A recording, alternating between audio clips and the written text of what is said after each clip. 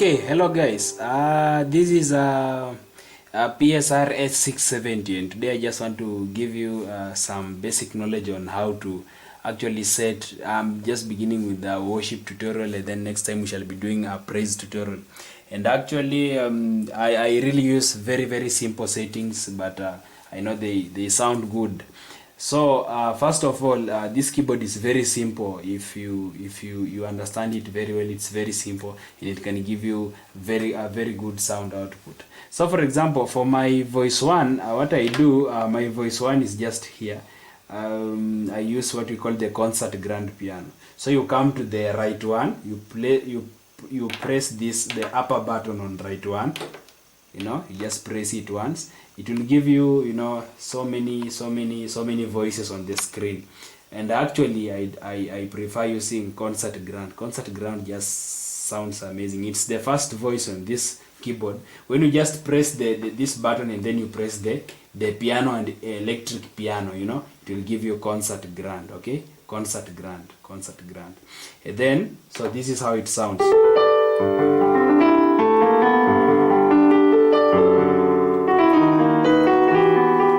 Even just play something even without adding anything.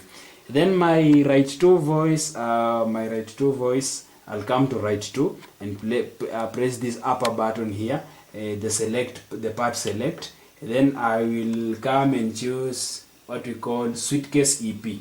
Suitcase EP just sounds amazing for worship. So this is how it sounds.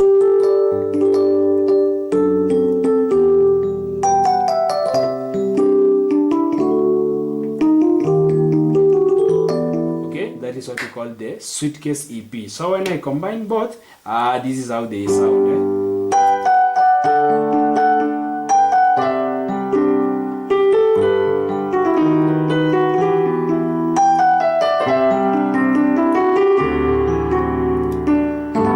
Yeah, that is how both of them sound. So for my bass, just prefer using sub bass. So I'll come to the left, the upper part, the part select. I press it, then I go to guitar and bass. And then when I go to guitar and bass, I select this bass called sub bass. So there is one thing that I want you to understand when you are setting your bass. I think my camera person will just pan into the screen, zoom into the screen, so that I show you exactly what I want you to understand. So for example, when you press, you'll get the sub bass, but just below the screen we have something called voice set. So you use these are called keyboard keys, these ones that are below the screen. So you come to number 5, the lower one, then you just press it once, it will open the voice set. So what I want you to understand concerning this, we have the volume, we have the depth, we have the offset, we have octaves, then we have something called monostroke poly, we have what we call parameter time, then we have other options. So we are not going to set everything, but the volume, you will set the volume depending on the output that you want. But there is something that you need to work on, this thing called depth. Your depth should be 110 and above. Your depth, the touch depth should be 110 and above for it to give you a very strong bass. So for example, you will realize if this volume, if this depth is let me put it to where it's usually defaulted. It's usually defaulted at 64. So if I return it to 64, then I put the volume to maximum, this is how my bass will sound like. You see even the volume of my keyboard is at the end, but the bass cannot go beyond this. But then I want you to let me do the opposite. I now take my volume to 64, which is the center 64, and then I now take my depth to around 110 and above. This is 110. Okay, it's it sounds like it's equally the same with the first one. So when I adjust my volume a little bit, you see the bass becomes stronger. But if I choose to put even my volume at 124, but then I reduce my depth, I reduce my depth to something like this is 29. You see, the bass is very weak. So what gives this bass strength is what we call the depth. So you just set your depth to something good. Then when you come to this thing called monostroke poly, just make sure it's at poly, because when it's at mono, it will allow you to play one bass at a time. Now when you play octaves, it gives you that woo, you know, you see that effect. Many of you complain that it sounds bad. You know, so when you want to remove that effect, you put your bass at poly, not mono. Now it should be at poly, so that it can allow you to play octaves.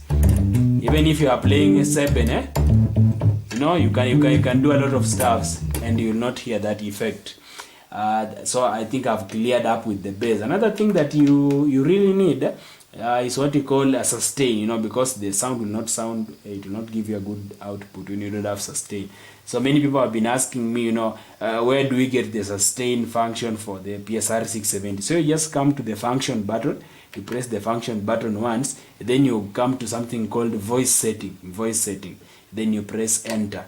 You will just get at the screen here, there is sustain on and off. So when you press this, it's off, here it is off, I'm sorry, here it's off, and here it's on.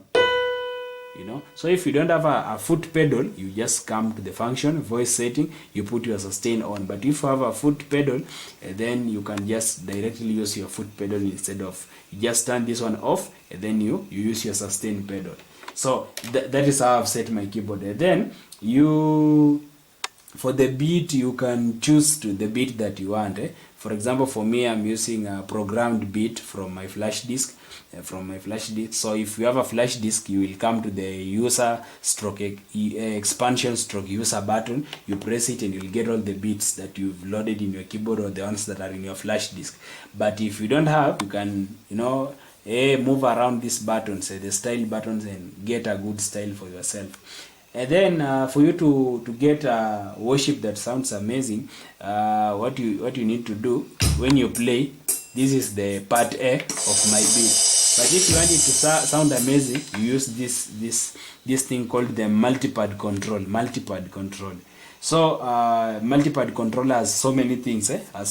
When you come to the select button here, it will give you a page. It has so many things inside it. So you just go and look for something called, there are some parts called shakers and tambourine.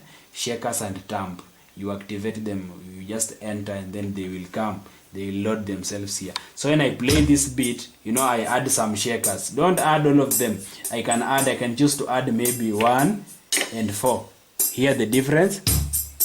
You know, the beat sounds amazing. Without them, you know, the beat is quite dry, but when I use the shakers and the tambourine, you know, it gives the beat some good percussions that fill them.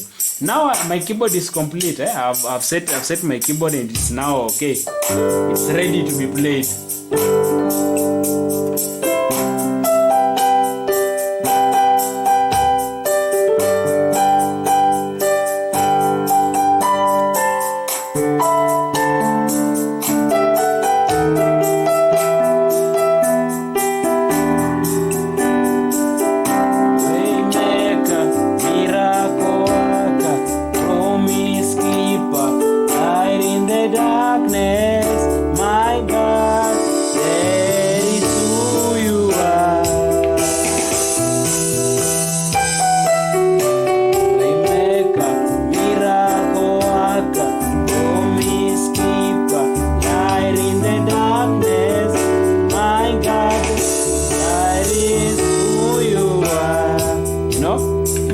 So those are my settings, very simple, you know. You can hear how they sound, very simple. But if you use strings, I have not limited you. If you are using an S series keyboard, it only gives you 2 options. You can choose to use concert grand and strings, concert grand and maybe pads or any other voice. But for me, I prefer it being that way. But if you are using a keyboard that an SX keyboard, SX700 or SX900, you can have the 2 voices. Then the right 3, you can choose to add some pads, right? Or you can choose to add some strings, and it will just give you a good output. In case of any question, just get to the comment section and then comment it by asking your question, and we are going to work on that. May God bless you. Just continue subscribing to this channel, just like, just share this video, and God is going to bless you.